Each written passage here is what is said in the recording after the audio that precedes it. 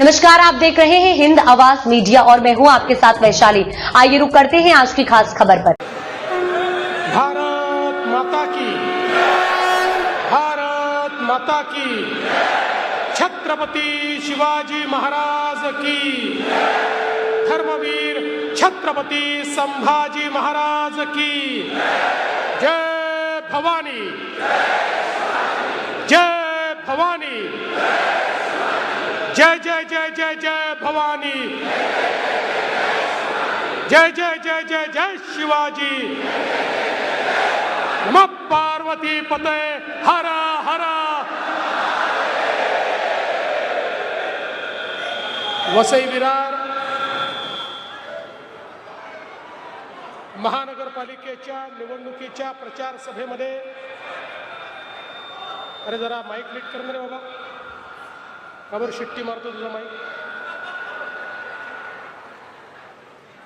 सर्वप्रथम हिंदवी स्वराज्याचे सरसंस्थापक छत्रपती शिवरायांना मानाचा मुजरा करतो। भारतीय राज्यघटनेचे शिल्पकार भारतरत्न डॉक्टर बाबासाहेब आंबेडकर यांना मानवंदना अर्पित करतो।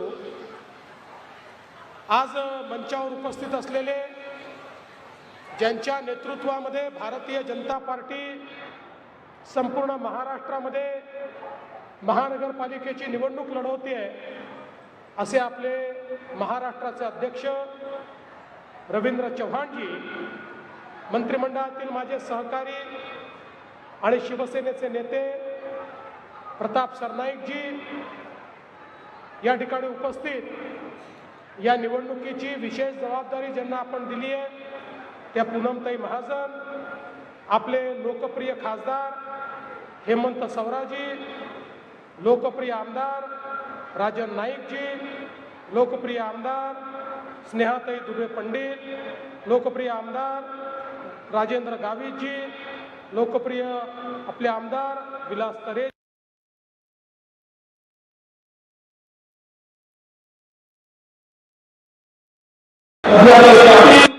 निलेश तेंडुलकर, भरत सिंग राजपूत, प्रकाश निकम, रामदास मेहर, सुनील सिंह या ठिकाणी उपस्थित, मंचावरील सर्व मान्यवर, दोन्ही बाजूला उपस्थित असलेले आपले सर्व उमेदवार, या कार्यक्रमामध्ये उपस्थित असलेल्या आमच्या सर्व लाडक्या बहिणी आणि उपस्थित सर्व लाडक्या भावांनो, आज मला अतिशय आनंद आहे की महानगरपालिकेच्या निवडणुकीच्या निमित्ताने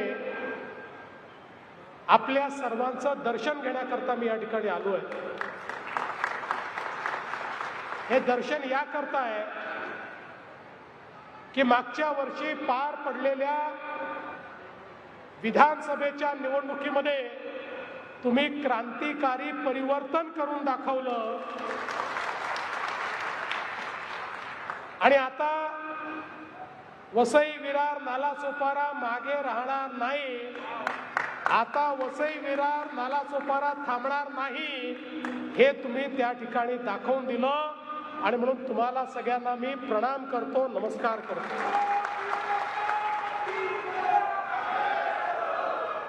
खरं म्हणजे सत्ता कोणाच्या हातात असली पाहिजे याबद्दल तर अनेक गोष्टी सांगता येतील, पण सत्ता कोणाच्या हातात असू नये याचं उत्तम उदाहरण जर कुठलं असेल तर ते वसई विरारची महानगरपालिका आहे। ज्या प्रकारे या महानगरपालिकेचा उपयोग हा केवळ एटीएम म्हणून करण्यात आला, एटीएम म्हणून, केवळ आपला भ्रष्टाचाराच्या माध्यमातून आपली घरं भरण्याचं जे काम या महानगरपालिकेतून झालं, त्यामुळेच कुठेतरी या शहरांची जी परिस्थिती आहे ही आपल्याला अतिशय खराब अशा पद्धतीनं पाहायला मिळते। विकासाची जी गती MMR रिजन मधल्या इतर महानगरपालिकांची आपण पाहतो त्या तुलनेमध्ये सर्वात कमी गती आपल्याला या महानगरपालिकेची पाहायला मिळते।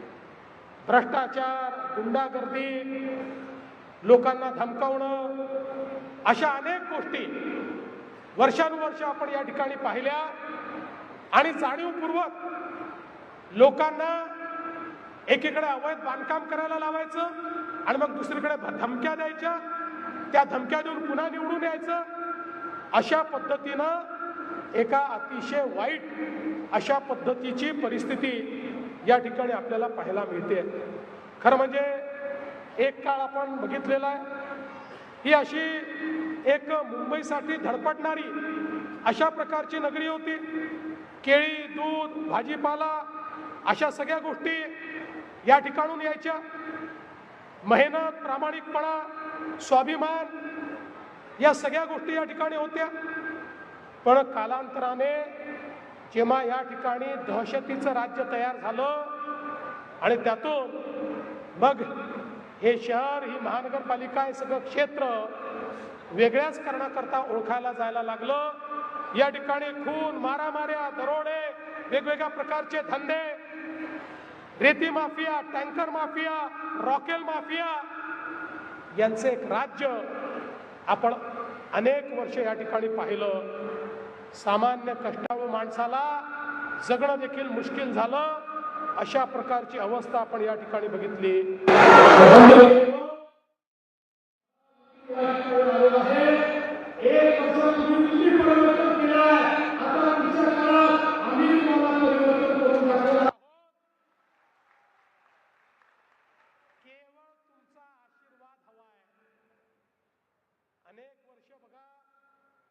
या महाराष्ट्रामध्ये 2014 नंतर माननीय मोदीजींच्या आशीर्वादाने एक एक शहर आम्ही बदलून दाखवलं. इतक्या मोठ्या प्रमाणात शहरामध्ये वेगवेगळ्या सोयी केल्या. पिण्याचं पाणी असेल, गटारीची व्यवस्था असेल, सांडपाण्याची व्यवस्था असेल, लाईटची व्यवस्था असेल, गार्डनची व्यवस्था असेल, आरोग्य आणि शिक्षणाची व्यवस्था असेल, मोठे मोठे प्रोजेक्ट्स असतील, हॉस्पिटल्स असतील, इन्फ्रास्ट्रक्चर असेल, या सगळ्या गोष्टी आम्ही केल्या. पण कुठेतरी हे शहर मात्र असं होतं की जिथे आम्हाला एंट्री नव्हती. ज्या ठिकाणी आम्ही करण्याचा किती प्रयत्न केला तरी देखील इथे बसलेल्या लोकांना इथे विकास पोचू द्यायचा नव्हता, त्याच्यात अडथळा आणायचा होता. आणि म्हणून पहिला अडथळा तुम्ही दूर केला.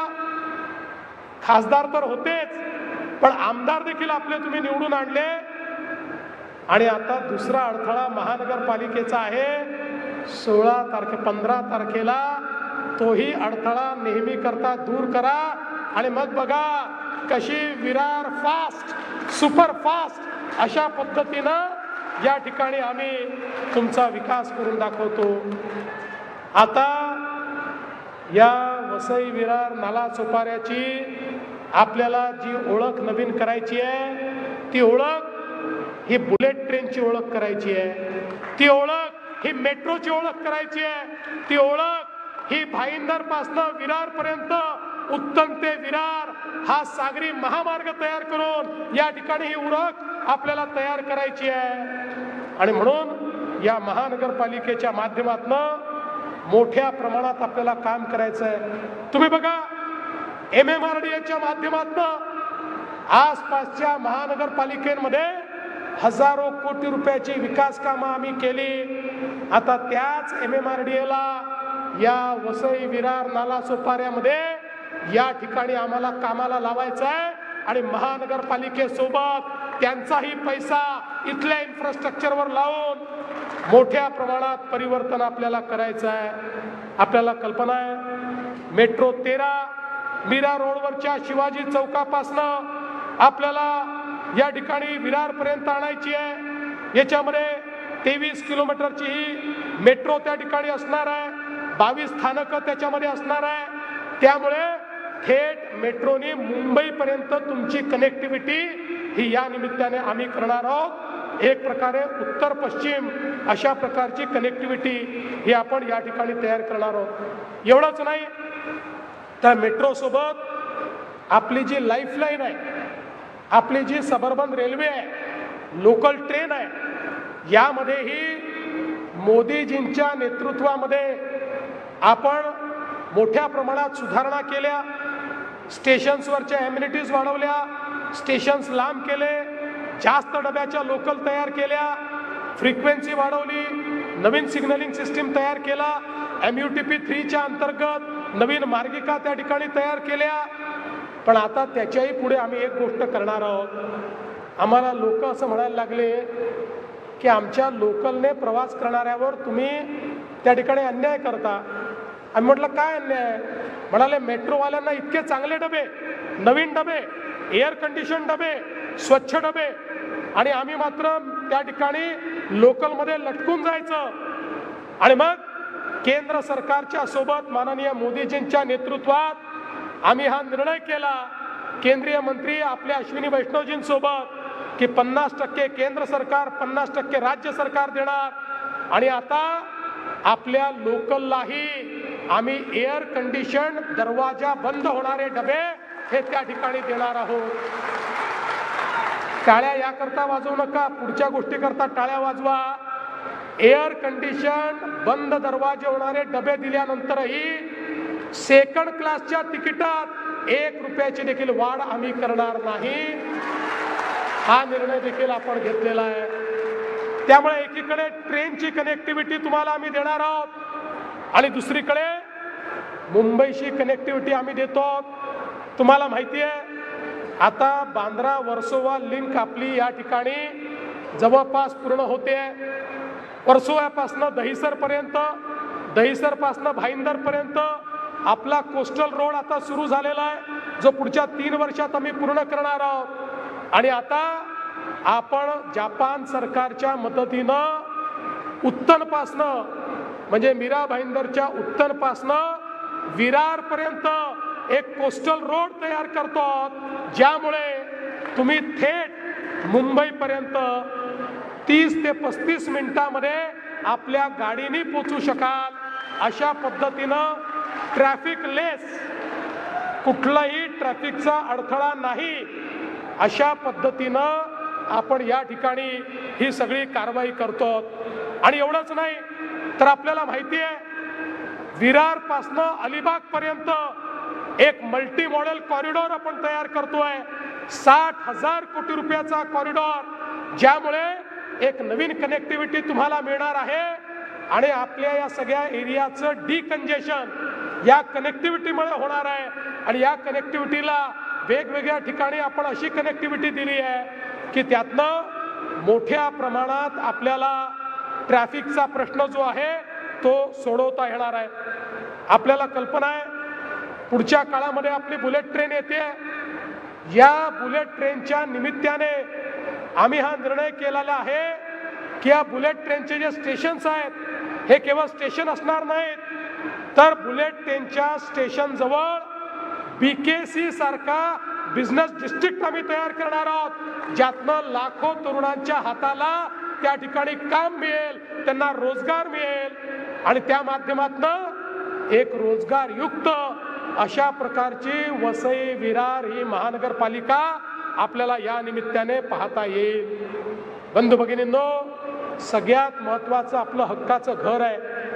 या ठिकाणी काही बिल्डर आणि काही सत्ताधारी यांनी मिळून मोठ्या प्रमाणात अनधिकृत बांधकाम केलं आणि आता तिथे राहणारा व्यक्ती भोगतोय.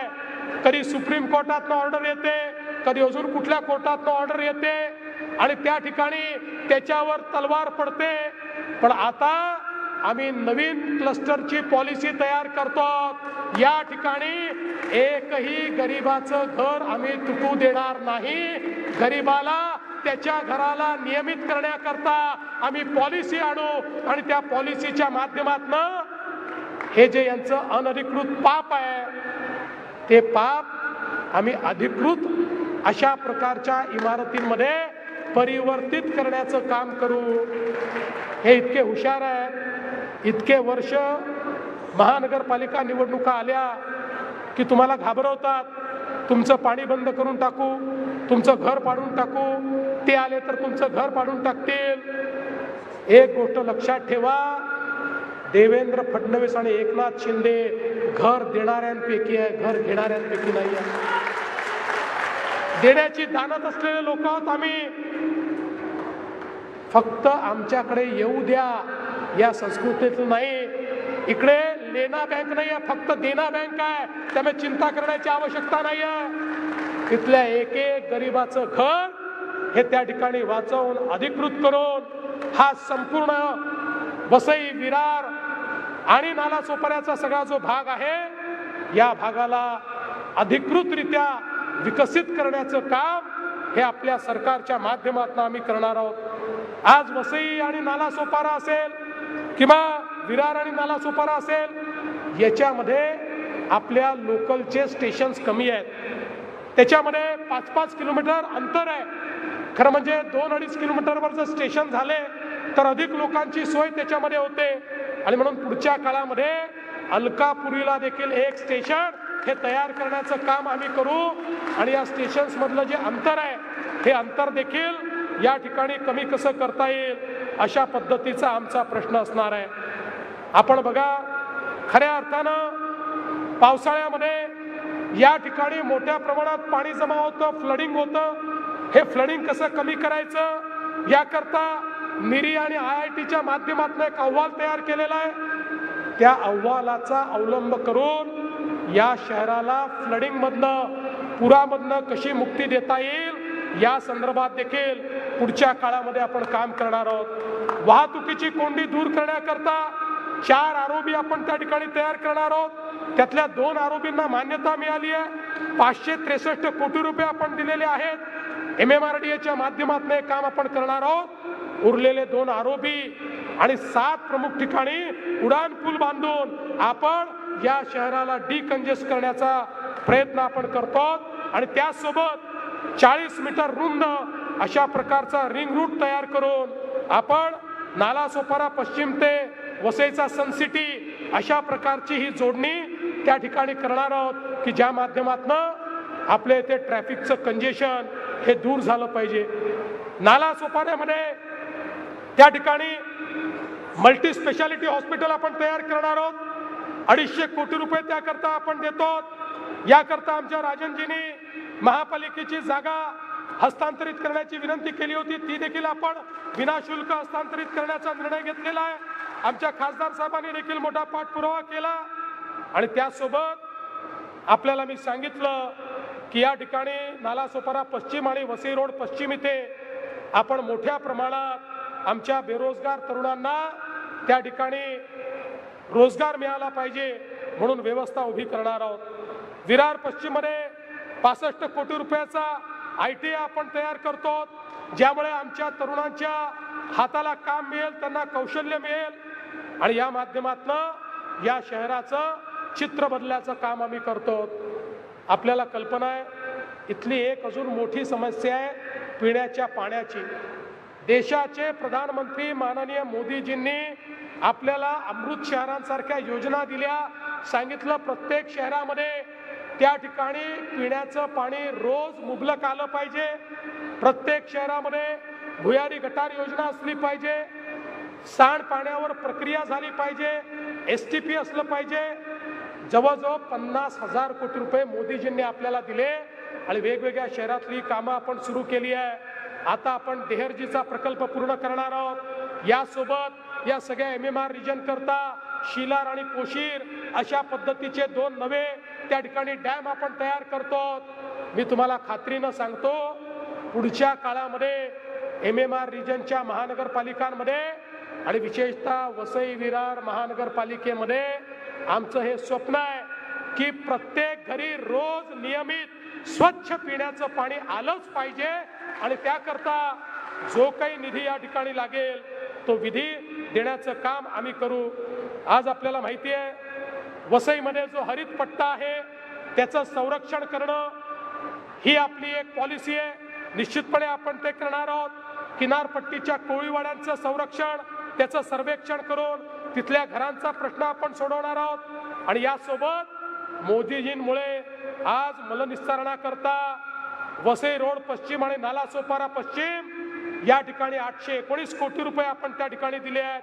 पाणी पुरवठा योजनेकरता 494 कोटी, सूर्या पाणी पुरवठा योजना 109 कोटी, सूर्या टप्पा 3 270 कोटी, नाला सोपारा पूर्व पश्चिम आणि नवघर माणिकपूर भुयारी गटार योजना 1250 कोटी, यासोबत या ठिकाणी क्रीडा संकुलाला 68 कोटी, बस डेपोला 22 कोटी. मोठ्या प्रमाणात विकासाची कामं आता या ठिकाणी सुरू झालेली आहेत. आणि बंधू भगिनींनो, काही तुम्ही चिंता करू नका, आता या ठिकाणी परिवर्तन होणार आहे. आता इथल्या प्रत्येक व्यक्तीच्या जीवनामध्ये आपण एक नवीन परिवर्तन करणार आहोत. हे खरं आहे की आपल्या विरुद्ध अनेक लोकांना एकत्रित आणण्याचा प्रयत्न त्यांनी केला आहे, पण एक लक्षात ठेवा, शेर अकेला ही काफी होता है, झुंड में तो अक्सर गीदड़ जाते हैं,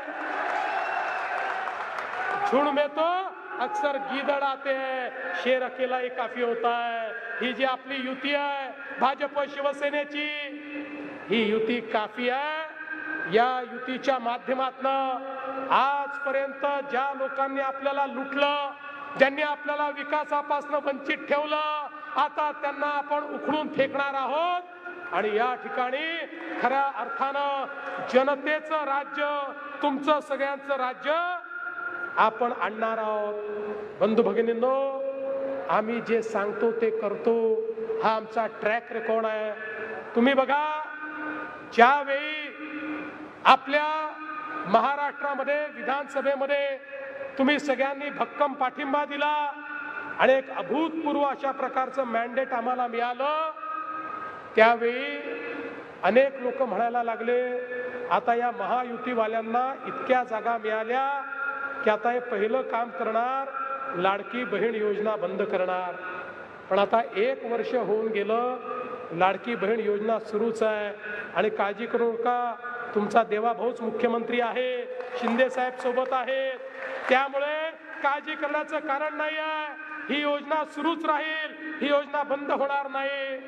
पण या ठिकाणी आमच्या सगळ्या आमदारांना मी एवढं सांगू इच्छितो की आपण सगळ्यांनी आता ही महानगरपालिका निवडून आल्यानंतर माझ्या लाडक्या बहिणींना केवळ लाडकी बहीण ठेवू नका. आता मोदीजींनी लखपती दीदीचा कार्यक्रम आणलेला आहे, त्यामुळे आता माझ्या लाडक्या बहिणींना लखपती दीदी बनवा. आतापर्यंत महाराष्ट्रामध्ये 50 लाख लखपती दीदी बनल्या. आता पुढच्या 4 महिन्यामध्ये लखपती दीदींचा आकडा 1 कोटीवर पोहोचणार आहे. मी पुढच्या वेळेस आलो की तुम्हाला विचारणार आहे, या नगरसेवकांनाही विचारणार आहे, माझ्या किती लाडक्या बहिणींना तुम्ही लखपती दीदी केलं, याच्या आधारावर तुमचं पुढचं मूल्यमापन करणार आहे. आणि म्हणून बंधू भगिनींनो, ही परिवर्तनाची वेळ आहे. आज इथली परिस्थिती कशी आहे? हो गई है पीर पर्वत सी, अब पिघलनी चाहिए. हो गई है पीर पर्वत सी, अब पिघलनी चाहिए. इस हिमालय से कोई गंगा निकलनी चाहिए. अरे सिर्फ हंगामा खड़ा करना मेरा मकसद नहीं, कोशिश तो ये है की ये सूरत बदलनी चाहिए. ही सूरत बदलण्याकरता, या वसई विरारला विकासाकडे नेण्याकरता या ठिकाणी मी आलो आहे. तुमची मदत मागण्याकरता आलो आहे. अरे एक धक्का और दो, इन लोगों को फेंक दो और एक नई, यहाँ पर एक नई महायुति को चुनकर दो. एक नया सवेरा होगा, आपके जीवन में भी एक नया परिवर्तन आएगा. और मैं आपको वचन देना चाहता हूँ, एक ऐसा वसई विरार, एक ऐसा नाला सोपारा हम बनाकर दिखाएंगे जिसको देखने के बाद लोग भी आश्चर्य करेंगे. इस प्रकार का विकास हम यहाँ पर करके दिखाएंगे.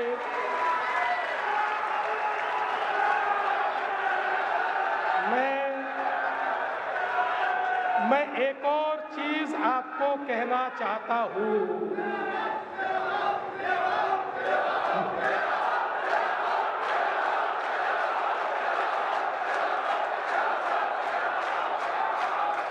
मैं एक और चीज आपको कहना चाहता हूं.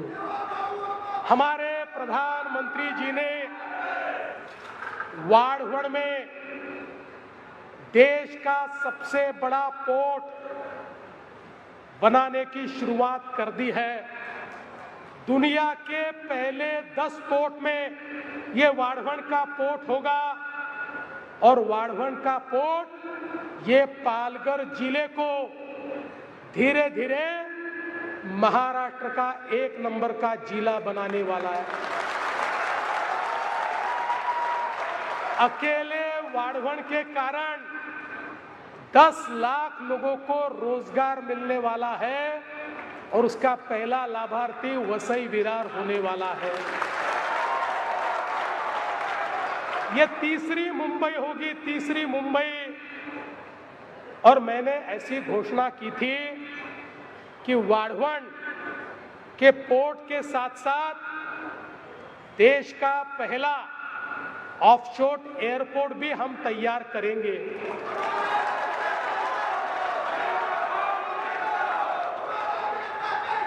हमने, आप मेरी बात पूरी सुन लो, हमने अभी वहां पर एयरपोर्ट बनाने के लिए एक कंसल्टेंट अपॉइंट किया, उसका प्राइमरी स्टडी हमने किया है, लेकिन साथ साथ हमको ऐसा भी लगता है कि वहां की जगह ये एयरपोर्ट हम विरार में भी बना सकते हैं। और इसलिए कंसल्टेंट को हमने अभी ये काम दिया है कि विरार और वाढवण ये दोनों जो स्पॉट है, यहां पर ऑफशोर एयरपोर्ट कहां पर फिजिबल होगा, इसका वो हमको रिपोर्ट दे और उस रिपोर्ट के आधार पर या तो एयरपोर्ट वाढवण में बनेगा या फिर एयरपोर्ट विरार में बनेगा। दोनों में से एक जगह तो बनेगा। अगर वाढवण में बनेगा तो विरार से वाढवण तक एक और कोस्टल रोड जाएगा, सीधा 20 मिनट में हम लोग वहां जा पाएंगे। और विरार में भी बनेगा तो वाढवण से कोस्टल रोड विरार तक आएगा, इसकी कनेक्टिविटी हम करेंगे। इसलिए हमने आपके लिए बहुत बड़े सपने देखे हैं। आपके लिए घर का सपना भी देखा है, छोटा छोटा नाली का, गार्डन का, पानी का, वो सपना भी देखा है, स्कूल का सपना भी देखा है। लेकिन आने वाले समय में चौथी मुंबई ये यहां तैयार होगी, ये सपना भी हमने देखा है। पर ये सपना पूरा करने का दायित्व आपका है।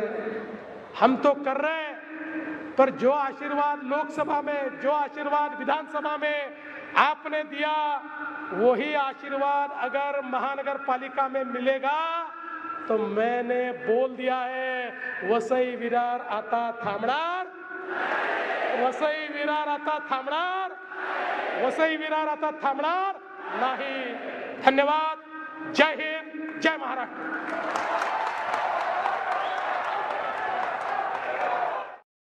अब तक के लिए इतना ही। वीडियो को लाइक और शेयर करें और चैनल को सब्सक्राइब करें।